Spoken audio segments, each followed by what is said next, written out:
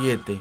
जे लोक गणपतीची उपासना करीत नाहीत त्यांची तोंडेही पाहू नयेत. बघा काय सांगितलंय, जे लोक गणपतीची उपासना करत नाहीत ना त्यांचे तोंडही पाहू नये असं ब्रह्मदेवानी सांगितलेलं आहे. जर अशांचे तोंड पाहिले तर वारंवार संकटांना तोंड द्यावे लागते. बघा काय सांगितलंय, जे गणपतीचे हे करत नाहीत, गणपतीला मानत नाहीत, गणेशाला मानत नाहीत, उपासना करत नाहीत, अशांची तोंडच पाहू नये. जर असं पाहिले तोंड तर आपली कुठलेही कार्य साध्य होत नाहीत. संकटांना आणि वारंवार संकटांना तोंड द्यावं लागतं. म्हणून सगळ्यांनी श्री गणेशाचे पूजन, चिंतन, स्मरण करा. मीही करत असतो, तुम्हीही करा. उपासना करीत नाहीत त्यांचे तोंडही पाहू नये.